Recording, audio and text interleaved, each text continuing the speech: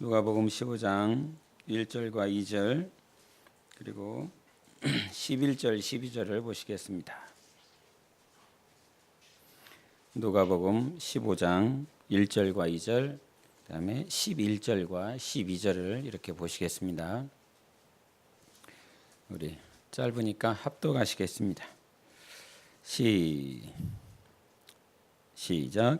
모든 세리와 죄인들이 말씀을 들으러 가까이 나아오니 바리새인과 서기관들이 수군거려 이르되 이 사람이 죄인을 영접하고 음식을 같이 먹는다 하더라. 또 이르시되 어떤 사람에게 두 아들이 있는데 그 둘째가 아버지에게 말하되 아버지여 재산 중에서 내게 돌아올 분깃을 내게 주소서 하는지라. 아버지가 그 살림을 각각 나눠 주었더니. 아멘. 이 말씀은 다 아시는 말씀이기 때문에 본문을 다 읽지 않았습니다.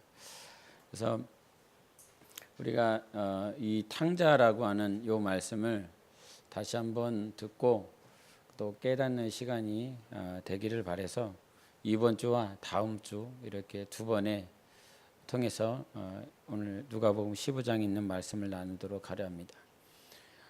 둘째 아들을 우리가 보통 탕자라 그럽니다. 그 탕자라라고 했을 때 영어로 말을 하면 prodigal son이라 그럽니다. 그래서 prodigal이라고 하는 말은 제멋대로 군다라고 하는 그런 느낌이 아니라 무모할 정도로 씀씀이가 해프다. 그다음에 하나도 남김없이 다 쓴다 이런 말입니다. 그래서 prodigal son은 자기 삶 가운데 탕자의 입장에서 보면 모든 것들을 해프게 아무런 계획 없이 의도 없이 써버리는 그런 무모한 자식을 탕자라고 말을 하는데, 그래서 여러분도 그렇고 저도 그렇고 아마 이 누가복음 15장을 읽는 모든 그리스도인들의 생각이 이 둘째 아들 탕자에게 집중하게 되어 있습니다. 그래서 이 스토리는 마치 둘째 아들에 관련된 그런 이야기로 포커스가 맞춰지지만 좀 전에 11절을 읽었었던 것처럼 두 아들이 있다 이렇게 표현을 합니다. 예수님께서 한 아들에 대해서 포커스를 두지 않고 두 아들에 대해서 포커스를 둡니다. 그러면 왜 두 아들이라고 하는 포커스를 두었느냐라고 하는 거 비유니까 그 얘기가 실제로 있었는지 아니면 예수님께서 비유로 말씀하셨는지 실제인지 픽션인지 넌픽션인지 그거는 알 수는 없지만 예수님께서 이와 같은 비유를 하시게 된 계기는 1절에 어떤 부류가 등장하는지 한번 보시겠습니까? 1절에 어떤 부류가 등장합니까? 세리와 죄인들이 등장합니다. 그리고 2절에서 등장하는 부류는요, 바리새인과 서기관들이 등장합니다. 그래서 이 두 부류가 등장합니다. 그래서 예수님께서 두 아들 얘기를 말씀을 하시는 건 세리와 죄인들이라고 하는 이 죄인들은 누구를 뜻할 것 같습니까? 두 아들 중에 둘째 아들을 의미하고 있고요. 바리새인과 서기관들은 그 집에 함께 있었던 맏아들 얘기를 이렇게 지칭하고 있습니다. 그런데 정작 두 아들이 나오고 있지만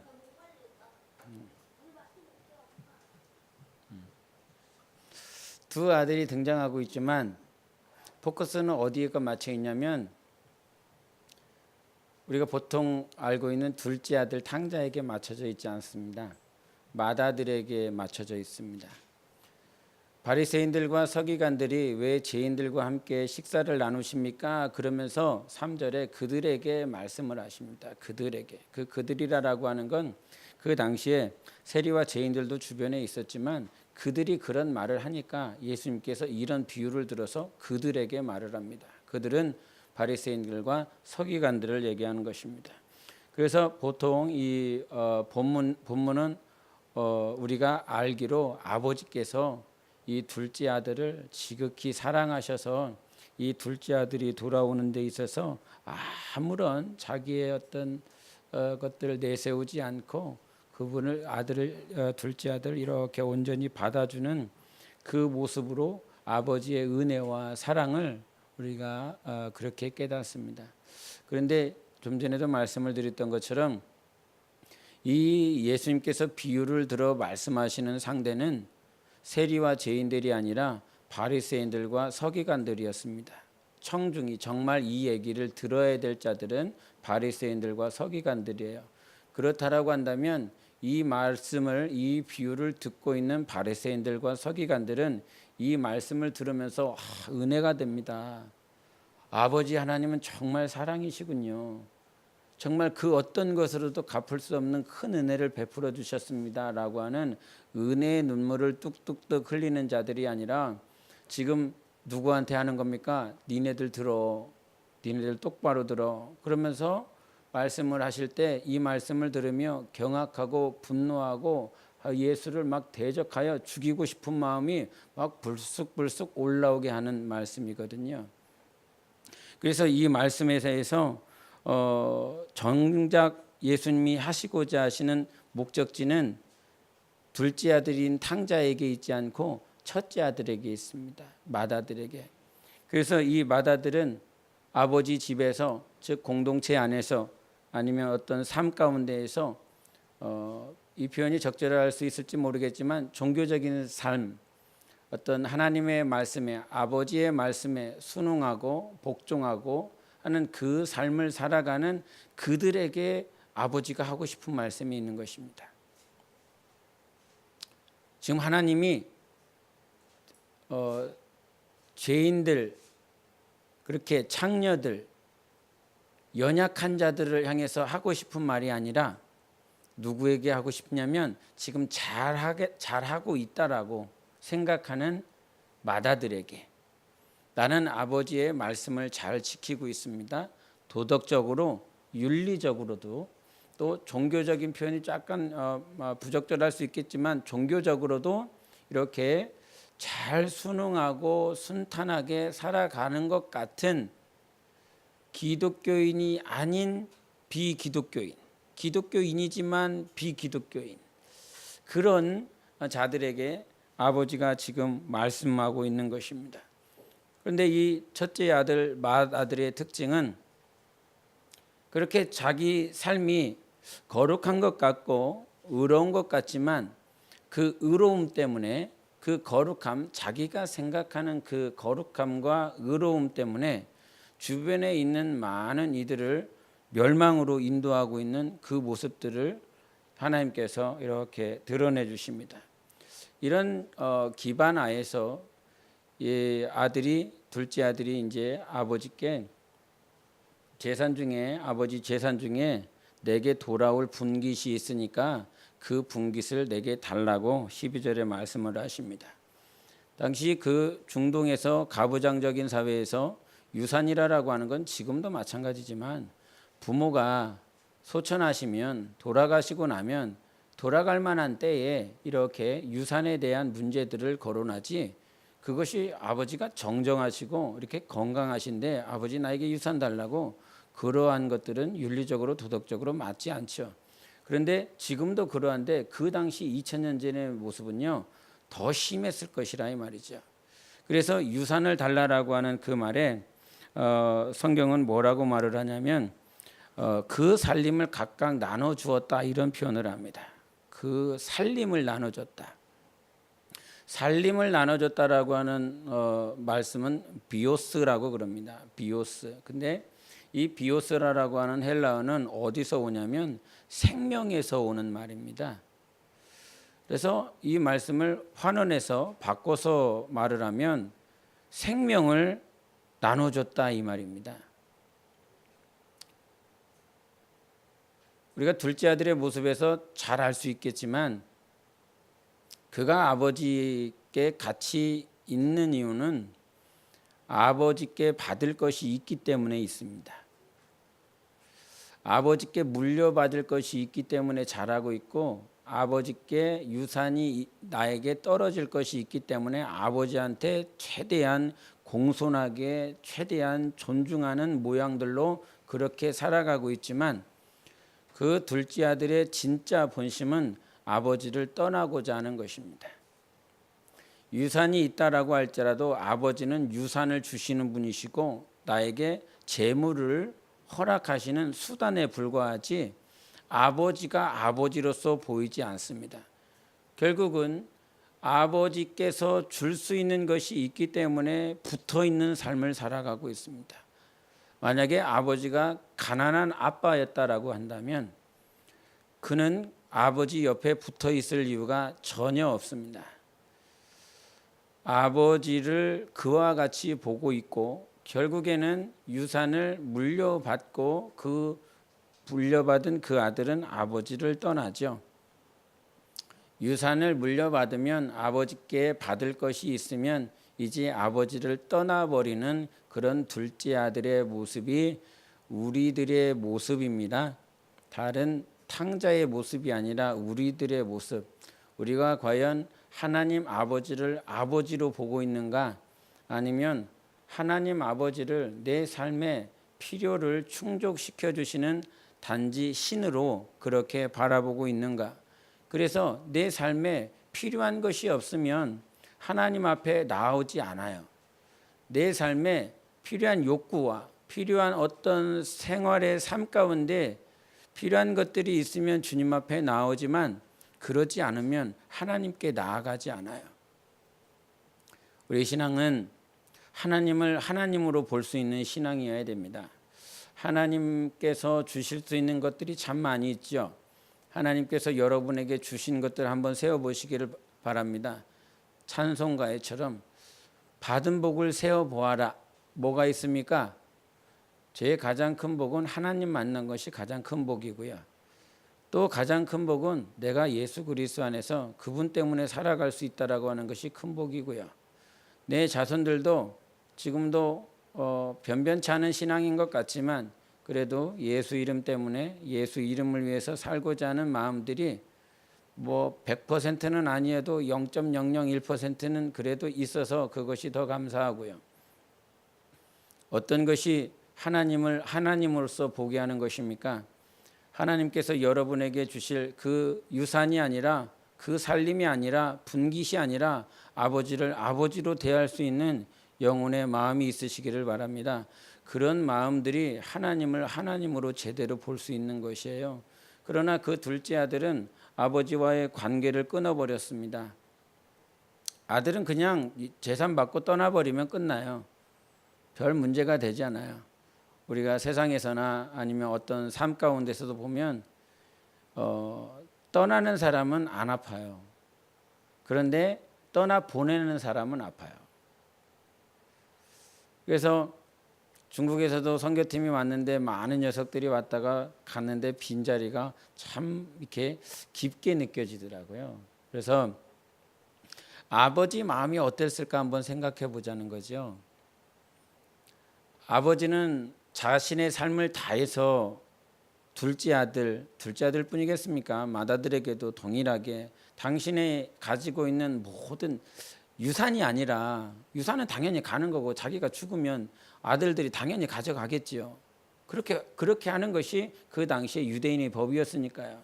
그래서 장자에게는 2분의 1 이상을 가져가게 되는 것이고 나머지 자손들이 있으면 그 자손 수에 맞춰서 비율별로 나눠서 가져가는 것이 당시의 법이었으니까 유산은 그렇게 가져가는 거야. 그럼에도 불구하고 하나님께서 그 아버지라고 하는 그 아버지를 통해 우리에게 보여주시는 건 아들은 그렇게 자기 마음에 들지 않으면 떠나버리고 관계를 끊어버릴 수 있지만 하나님 아버지는 어땠을까? 그렇게 떠나가는 아들을 바라보면서 그 마음이 어땠을까? 그런 것이죠.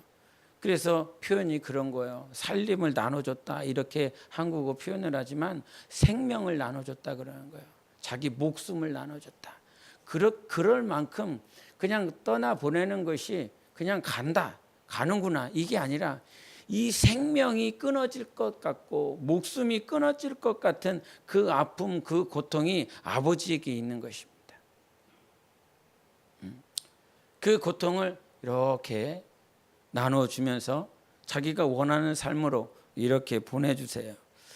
그래서 둘째 아들은 그냥 떠나지만 그 아버지는 아들과의 관계가 끊어진 것 때문에 고통스럽고 자기가 그렇게 사랑하고 싶은 자녀가 있는데 사랑할 수도 있고 또 사랑을 부어줄 수도 있고 여러분 사랑을 받을 때도 행복하지만 사랑을 줄 때도 행복합니다.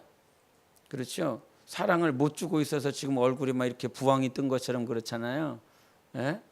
사랑을 받을 때도 행복하지만 사랑을 줄 때도 정말 행복합니다. 이 사람 사랑을 받고 있는지 사랑을 주고 있는지 잘 모르겠지만 그 사랑에 걸려 있으면 그 사람은 너무 행복해합니다. 성령이 충만한 얼굴보다 더 행복할 때 그런 모습이 보일 때가 있어요.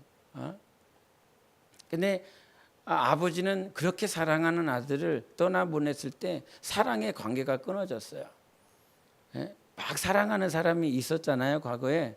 지금의 아내가 아니고 지금의 남편이 아닐 수도 있겠지만 사랑했던 사람과의 그 관계가 끊어져 버리면 첫사랑을 시작해서 첫사랑을 완성한 사람은 이 마음을 이해 못합니다. 네, 다들 첫사랑이 완성되어지지 않은 사람은 이 마음을 잘 모릅니다. 깨어지는 거, 부서지는 거, 단절되는 거, 사랑하고 싶은데, 사랑을 받고 싶은데 이것이 확 끊어져 버렸어. 이것이 얼마나 고통스러운지 모릅니다. 아버지에게도 그와 같은 사랑에 대한 단절로 고통스러워하는 모습이 있고, 또 아들이 그렇게 떠나버렸기 때문에 당시 그 사회에 작은 마을을 이렇게 생각해 보십시오. 내 아들놈이 내 유산 달라고 그러놓고 그렇게 확 떠나버렸어. 아마 내일 새벽에 소문이 쫙 퍼졌을 거예요. 그렇게 아들 사랑하더만, 그렇게 자기 모든 것들을 헌신하며 아들 사랑하더만 그렇게 아들에게 버림받았네 라고 하는 소문이 퍼지지 않았겠습니까? 그처럼 아버지를 이렇게 생각해 보면 아버지는 극도로 불안한 거고요, 극도로 외로운 거고, 극도로 고통스러운 거예요. 잠이 왔겠습니까? 그렇게 아들을 보내면서 그렇게 힘들고 어려운 상태에서 이렇게 아버지를 그려다보면 이 사랑이 얼마나 힘들고 어려운지에 대해서 성경에서도 말을 했지만 이 마지막 때에 사랑이 식어지리라 그랬습니다. 그러면서 사랑이 식어지리라고 하는 그 말씀을 하나님께서 이렇게 말씀을 주실 때 과연 사랑이 왜 힘들까라고 하는 것들을 그려보면 사랑은 때로는이 아니고 항상 그럴 수밖에 없는 것 같아요. 사랑은 참아야 되는데 내 마음에 들지 않고 또 나의 것과 맞지 않는 모습들이 있는 그 상대방이든 아니면 나든 삶이든 환경이든 그런 것들을 보면 항상 참아야 되는, 오래 참고 견뎌야 되는, 아버지가 할 수 있는 건 뭐겠습니까? 그렇게 떠나버린 아들에 대해서 돌아오기만을 계속 기다리는 것밖에 없죠. 계속 그거밖에 없어요. 그 마음. 근데 이 싸가지 없는 놈, 나의 재산 다 가져가 버리고 그렇게 내가 사랑했는데 나를 등져버리고, 근데 그 고통을 참고 기다려준다는 거죠. 저는 오늘 말씀이 단지 여러분이 알고 있는 그 얘기를 하고자 하는 것이 아니라 내 삶에 내 영혼에 주님이 하실 말씀이 있어서 아마 오늘 주님이 이 말씀을 꺼내들게 하신 것 같은데, 성경은요 예수님께서 말씀하실 때 많은 비유로 말씀하셨지만 그 비유를 풀어주는 자들이 있었습니다.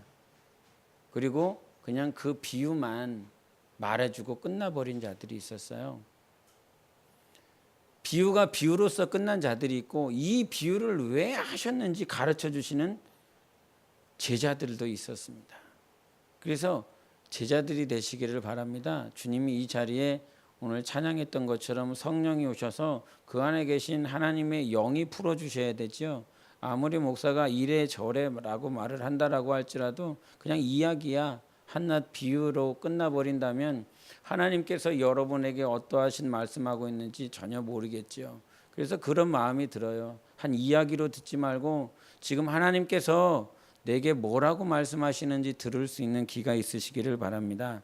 그 사랑의 하나님 아버지는 고통 중에 기다리고 있는 거예요. 기뻐서 감사해서 기다리고 있는 것이 아니라 정말 죽으리만큼 힘들고 어려운 그 순간에서 아들을 기다리고 있는 것입니다. 그래서 사랑은 오래 참고, 그런 말씀 주님이 하셨잖아요. 사랑은 오래 참는 거야. 근데 오래 참을 수 있는 것이 막 기쁘고 감사하고 즐거운 상태에서 오래 참는 게 아니라 죽을 만큼 힘들고 어려운 거야.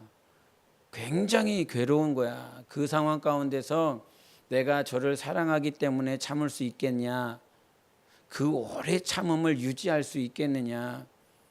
우리가요 1년 2년 기다리는 거 쉽지 않아요. 엄청 힘들고 어렵습니다. 그런데 우리 성경에도 말을 하는 것처럼 하나님께서는 내가 돌아오기를 영원 전부터 영원까지 그 영혼의 시간 속에서 우리가 돌아오기를 기다리시는 하나님이시거든요. 내가 뭐 하는지 다 알아요. 음란하게, 부패하게, 부정하게 세상에서 타락하고 부정한 모든 삶 가운데 살아가고 있는 나를 바라보시면서 얼마나 괴로워요. 우리 아이들이 가정에서 뭐 잘못하는 모양들을 이거를 어떤 깨끗하지 않은 모양들을 이렇게 하고 있었을 때 그거를 바라보고 있는 부모님의 심정은 힘들고 어렵지요. 하나님께서도 우리를 바라보실 때 우리를 참고 기다려 주시는 그 사랑은 부패한 상황 가운데 있는 나거든요. 더럽고 음란하고 추악하고 정말 폭력적이고 그런 상황 가운데 있는 나라고 하는 자를 기다려 주시는 고통 가운데 하나님께서 나를 기다려 주시는 그 모양입니다. 그래서 그 모양 가운데 있었던 아버지, 그렇게 결국은 방법이 없는 거죠. 참는 거예요. 방법이 없습니다. 참는 겁니다. 기다리는 겁니다. 오래 참고 기다리는 것이 사랑을 이루는 확실한 증표인 것입니다. 결국은 하나님 아버지는 그 고통을 참고 삼키고 기다립니다. 그렇게 있었던 둘째 아들 떠나버렸고 모든 재산을 허랑방탕하게 다 써버렸습니다. 그와 같이 다 써버렸었던 이제 아들이 돼지나 먹는 지업 열매 먹을 길이 없고 자기의 빈곤함과 자기의 추악함이 이렇게 드러나고 결국은 아버지 집을 생각하게 됩니다. 아버지 집은 풍족하여 품꾼이 얼마나 많은가. 그러면서 자기가 아버지께 돌아갈 날 돌아가야 되겠다라고 결정하고 그 마음 가운데 되뇌입니다. 아버지, 내가 하늘과 아버지 앞에 죄를 범하였으니 나는 아버지의 종으로서 이렇게 아버지의 아들로서 내가 감당이 안 되니까 나를 품꾼으로 써주세요. 품꾼으로 여겨주세요. 이런 표현을 이 마음 가운데서 회개하는 그 기도로 계속 되뇌입니다. 그 되뇌이는 그 심정을 가지고 그렇게 왔어요. 저 멀리서 아들이 옵니다. 그 오는 아들을 향해서 당시에 유대 사회에서 아버지는요 채통 지켜야 되거든요. 특별히 그 마을의 지주 정도 되는 사람은요 채통을 지켜야 되는데 그 채통을 지키지 않고 그냥 벗은발로 뛰쳐나가서 아들을 맞이하고 얼싸안고 입맞춤하고 그렇게 너무너무 기뻐하십니다. 그래서 이제 그렇게 기뻐하고 있는 아버지 앞에다 대고 둘째 아들이 자기가 아버지 앞에 나 이 회개기도 해야 되니까 나 돌아와서 이렇게 아버지한테 말을 해야 되니까 이제 대사를 외우기 시작합니다. 그렇게 마치 대본 연습했었던 것처럼 이렇게 말을 해요. 내가 하늘과 아버지 앞에 죄를 범했습니다. 내가 아버지 아들이라 이렇게 칭함을 받을 수가 없습니다. 그러니 나 품꾼의 하나로 써주소서 이렇게 하려고 그러는데 어디서 단절이 되냐면 품꾼의 하나로 여겨주소서 그 말은 못하게 합니다. 내가 아버지의 아들이라고 칭함을 받을 자격이 없습니다. 그러면서 딱 끊어버려요. 그것이 그렇게 되뇌었었던 말인데 아버지가 끊어버려요. 그래서 품꾼이다라고 하는 그 품꾼은 여러분들 이게 품꾼이라고 하는 단어를 이해할 수 있잖아요. 그 사회에서 그 공동체 내에서 돈을 받고 할 수 있는 거거든요. 내가 하루 품삯의 일을 하면 그 품삯을 받아서 자기가 살아가는 거예요. 그래서 품꾼의 의미를 성경적으로 더 헤아려 보면 결국 무슨 말이냐면 아버지께서 자기에게 주신 그 분깃들 그렇게 허랑방탕하여 써버린 것들 그 모든 것들을 자기가 품꾼으로서 다 감당을 하여 갚아내겠다는 말입니다. 자기가 열심히 일해서 삭슬 받아서 아버지께 갚아드리는 남은 인생을 그렇게 살겠습니다. 그런 의미거든요. 그런데 아버지는 그거를 원하지 않으세요. 네가 갚아서 나의 아들이 되는 게 아니야. 네가 열심히 수고하고 땀 흘려서 내가 너에게 줬었던 그 분깃들을 다 갚아내야 네가 내 아들이 되는 게 아니야. 아버지 아들이 될 수 있었던 건 수고와 노력해서 된 것이 아니라 그냥 너는 날 때부터 내 아들인 거야. 네가 열심히 했기 때문에 내 아들이 아니야. 네가 열심히 밭에 가서 일했기 때문에 내 아들이 아니야.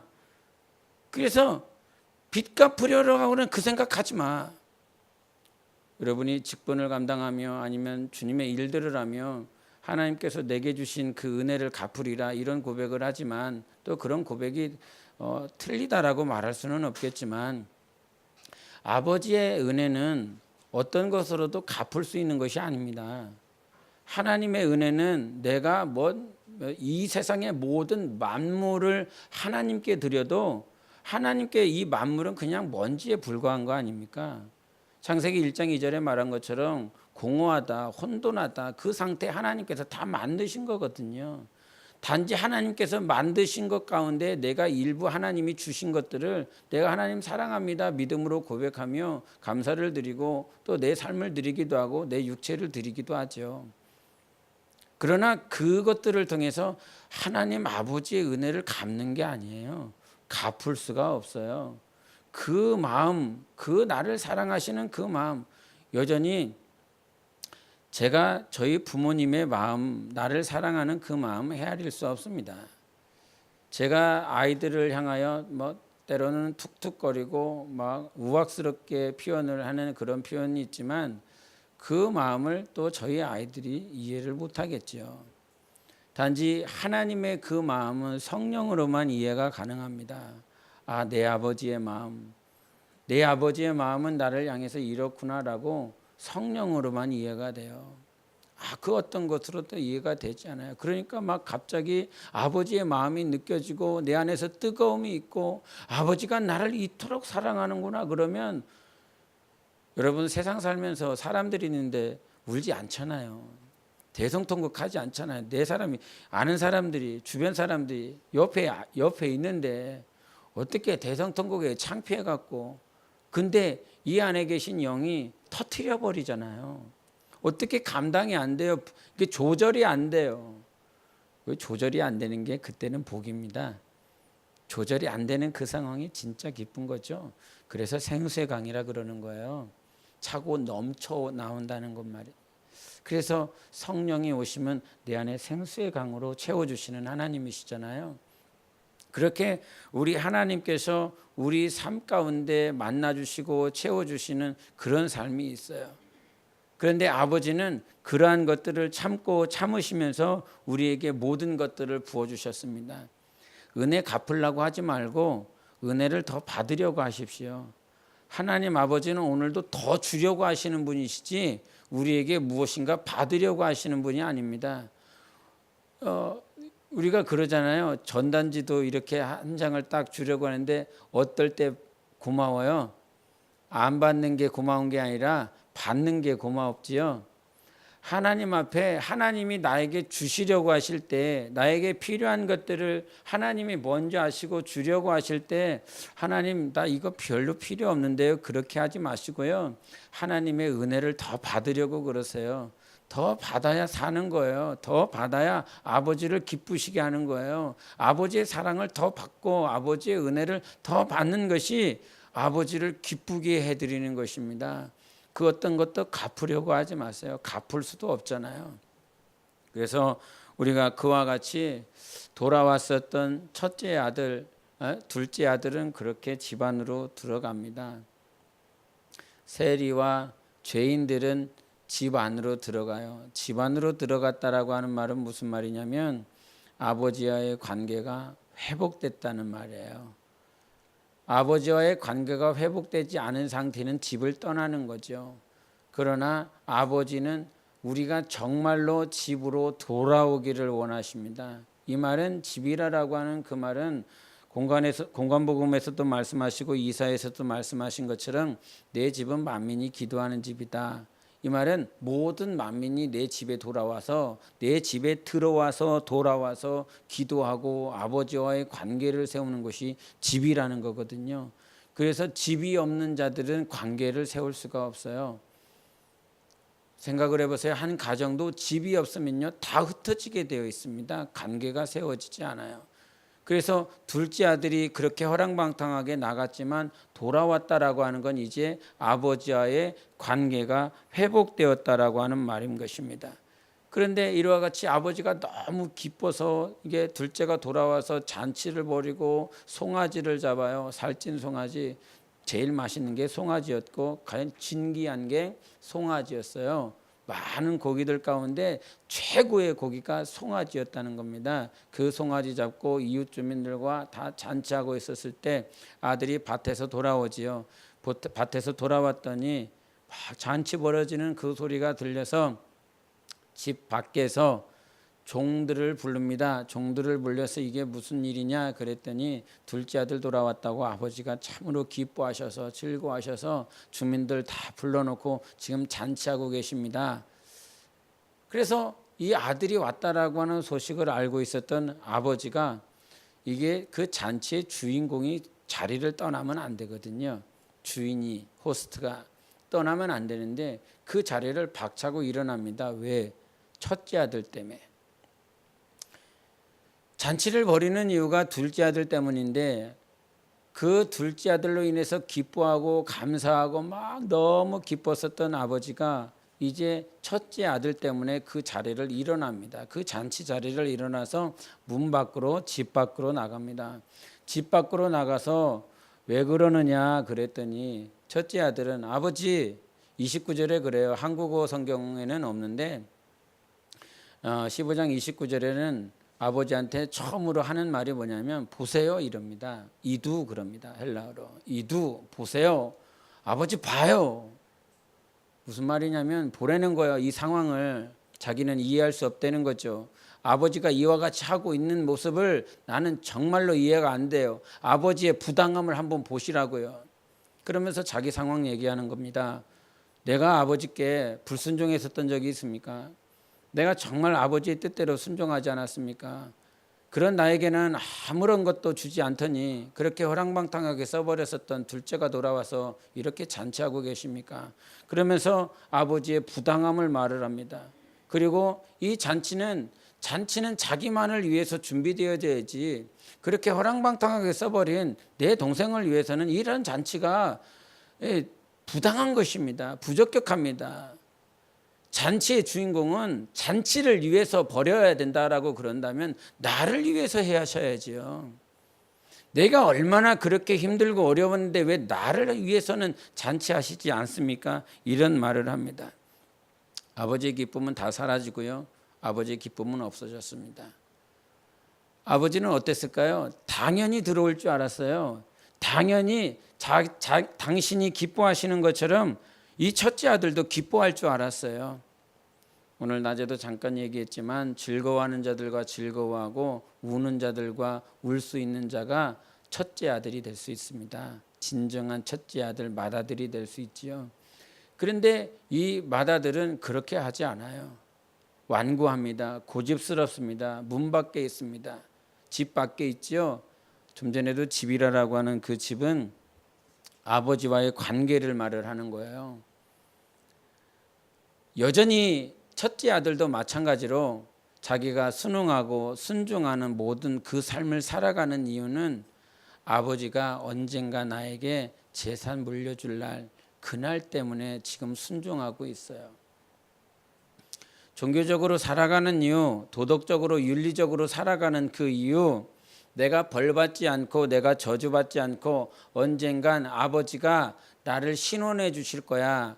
언젠간 아버지가 나를 보상해 주실 거야. 그러면서 살아가고 있다라고 하는 거죠. 지금 이 비유의 말씀은 둘째 아들을 위해서 하는 말이 아니라 첫째 아들 때문에 지금 하고 있는 것입니다. 지금 둘째 아들은 어떻게 해서라도 돌아와서 회개하고 돌이켜서 아버지 집, 즉 천국에 들어갈 수 있는 길로 회귀하였습니다. 그러나 지금 문제가 있는데, 이 문제는 탕자처럼 살아버려서 죄인처럼 세리처럼 방탕하게 살아가는 그들이 문제가 아니라 오늘 공동체 안에서, 아버지 집 안에서 자기가 열심히 살아가는 자들이 문제인 거예요. 지금 자기의 악 때문에, 자기의 불의 때문에 지금 문제가 벌어진 것이 아니라 자기의 의로움 때문에 문제가 지금 벌어지고 있는 것이죠. 지금 천국에 못 들어갈 자, 아버지 집에 못 들어가는 자는 여전히 나는 잔치에 들어갈 수 있는 자요, 나는 잔치의 주인공입니다라고 자기 자신의 의를 세우는 자들이 그렇게 못 들어가고 있습니다. 그러면서 이 이야기는 그냥 그렇게 끝나버립니다. 아들이 들어갔느냐, 첫째 아들이 들어갔냐 안 들어갔느냐, 그 잔치에서 어떻게 안에 들어가서 둘째와 같이 화합을 했느냐, 아버지와 어떻게 했느냐, 이런 얘기는 전혀 없습니다. 그냥 문 밖에 서서 아들아 이렇게 말을 하며 들어가자 이런 말로 끝나버려요. 그러나 들어갔는지 안 들어갔는지 모릅니다. 지금 우리 삶에, 내 영혼에 필요한 것이 무엇이냐면 아버지와의 그 관계, 아버지를 어떻게 바라보고 있고 아버지와는 나는 어떠한 관계를 가지고 있느냐. 맏아들은 도덕적으로 종교적으로 순응하는 그 길을 가고 있고, 둘째 아들은 자기 자아의 삶을 살아갔습니다. 자기가 원하는 삶을 살아갔어요. 이것이 이 세상 가운데 인간에게 드리워진 두 가지의 길입니다. 내가 공동체 안에서 아버지 집에서 그냥 싫지만 언젠간 보상하겠지, 언젠간 나를 이렇게 해주시겠지, 그러면서 그냥 무조건적으로 이것이 가슴이 뛰고 감사하고 기뻐서 순종하고 순응하는 삶이 아니라 그냥 그렇게 살아가면 언젠간 해주실 거야, 언젠간 나를 보상해 주실 거야 라고 하는 그 길을 가고 있는 모습들이 첫째 아들이라는 거죠. 그러나 그에게 있어 이제 주님이 물어보시는 거예요. 2절에 바리새인들아 서기관들아 들어갈래 안 들어갈래? 너희들 그렇게 율법을 지키고 도덕적으로 종교적으로 열심히 하는 거 안다. 그러나 아버지 집에 들어가지 않는 바리새인들과 서기관들은 필요 없다. 열심히 하는 것이 중요한 것이 아니라 오늘 아버지와 하나 될 수 있고 아버지와 관계를 갖고 그 집안에 들어가고자 하는 자기의 악이 아니라 자기의 불의를 내려놓을 때라는 거죠. 자기의 의로움을 내려놔야만 그 안에 들어갈 수 있다는 거예요. 우리가 지금 공동체 안에서 하나님의 집 안에서 있는 우리에게 있어서 가장 중요한 것이 너의 악일 수도 있겠지만 네가 정말 방탕하고 타락하고 부정하고 음란한 그 모양을 하나님 앞에 빨리 내려놔야 되는 그런 문제도 있지만 맏아들처럼 너의 의로움, 너의 순종함, 너의 기도함, 너의 성경범, 너의 직분 감당, 너의 하나님 앞에서의 헌신하는 그 정도, 분량, 그것들을 온전히 내려놓고 나는 이 잔치의 주인이 될 수 없다. 이 주인이 정말 이 잔치에서 가장 기뻐하시는 건요, 아버지밖에 없겠어요. 아버지 하나님밖에는 없어요. 그런 그 아버지의 마음이 내게 느껴지고 내게 경험되어지고 그 고통을 참고 또 참으시더니 둘째 아들이 돌아와 그 아들을 향해서 함께 기뻐하는 아버지. 그런데 이 맏아들은 함께 또 즐거워하지 못하고 있네. 아버지는 그 잔치 바깥에 있으면서 또 괴로운 거죠. 이 아들이 들어갔으면 좋겠는데, 이 아들이 집 안으로 들어가서 그 잔치에 함께하고 싶어하기를 너무나 원하는데 그렇게 되지 않는 맏아들의 모습을 보면서 굉장히 괴로워하고 있는 것이죠. 어떤 우리가 둘째 아들이 이렇게 돌아왔기 때문에 이 방식이, 이 삶이 맞다 그런 거 아닙니다. 둘째 아들의 삶도 틀렸습니다. 맏아들의 삶도 틀렸습니다. 그 두 가지의 모든 삶이 이렇게 틀려버렸어요. 그래서 이 삶 가운데서, 이 두 사람의 모양 가운데서 정말 아버지의 마음을 이해하는 사람, 아버지의 마음과 하나 된 사람은 과연 누구일까? 하나님은 오늘 그러한 사람을 찾기를 원하십니다.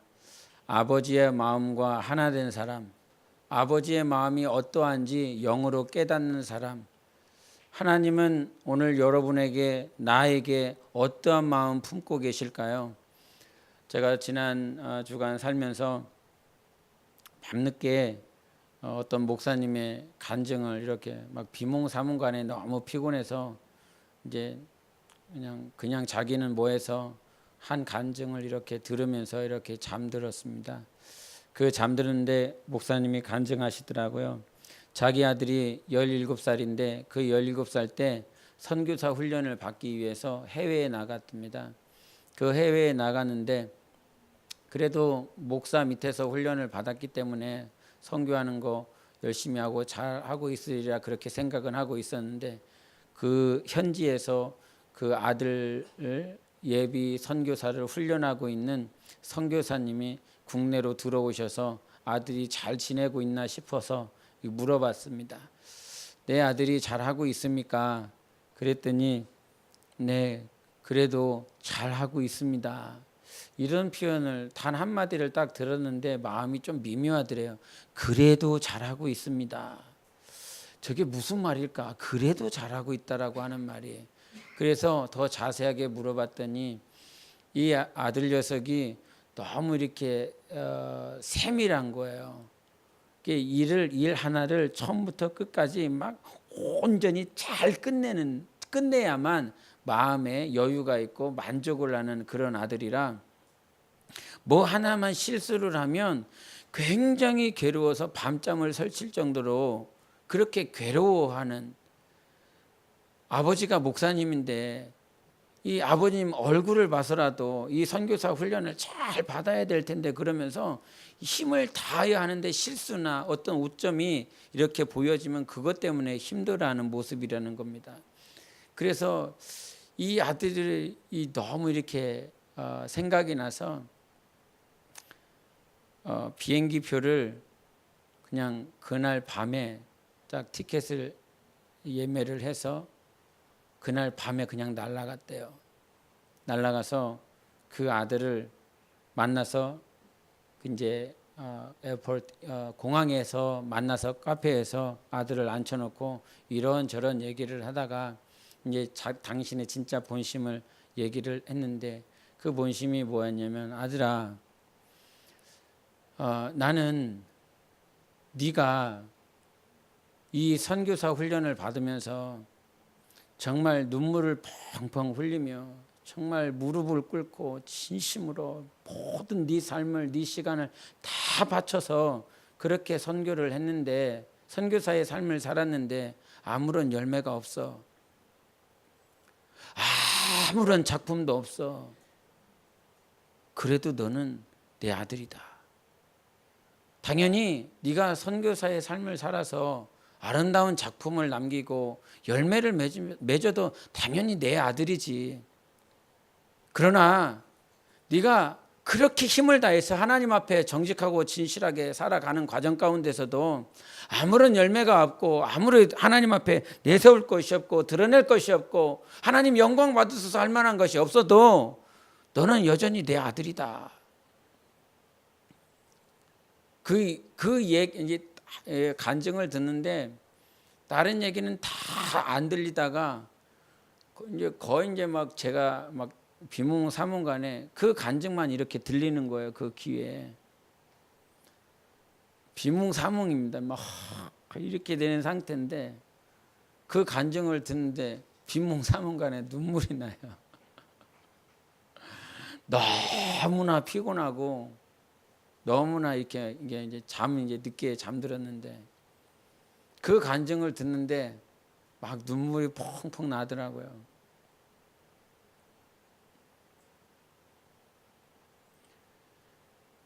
왜 그랬냐면 중국 선교의 삶이 이렇게 갑자기 이제 그 비몽사몽간의 생각이 또 나더라고요. 7년이라고 하는 그 시간들을 내가 하나님 앞에 어떻게 보냈나? 그게 갑자기 생각나더라고요.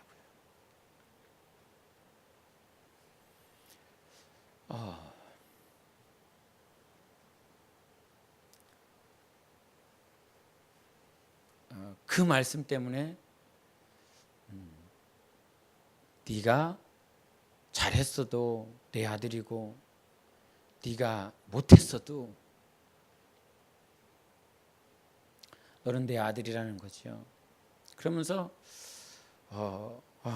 이렇게 베개를 적실 정도로 막 그렇게 울었습니다. 울고 잠들었어요.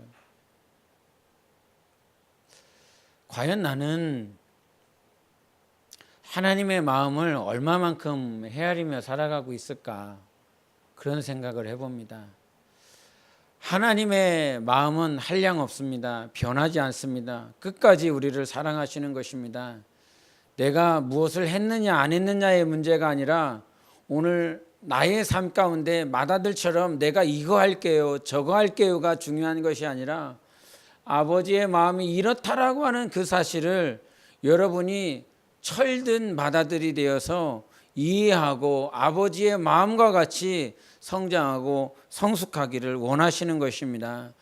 하나님, 철없는 맏아들 되지 않게 도와주시고 자기의 욕심을 쫓아 살아가는 둘째 아들 되지 않고 오늘 아버지의 마음이 어떠한지 내가 성령으로 깨닫고 살아가는 자가 되게 하소서.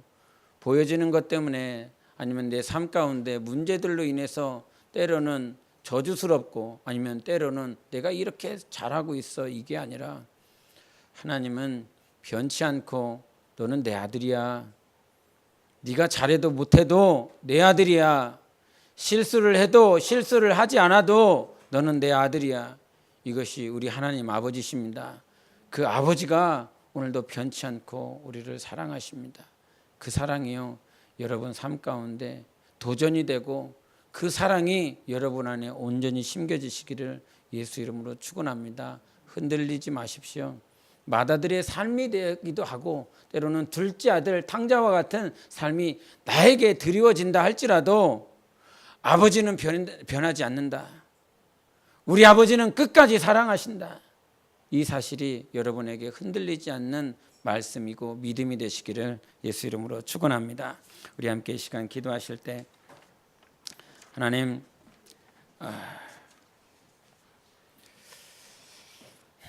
내 삶에 하나님 앞에 온전하지 못한 모습들로 인해서 참으로 괴로웠을 때가 있었습니다. 그 괴로움 때문에 내가 괴로워하고 있을 때 우리 하나님은 더 괴로우셨겠지요.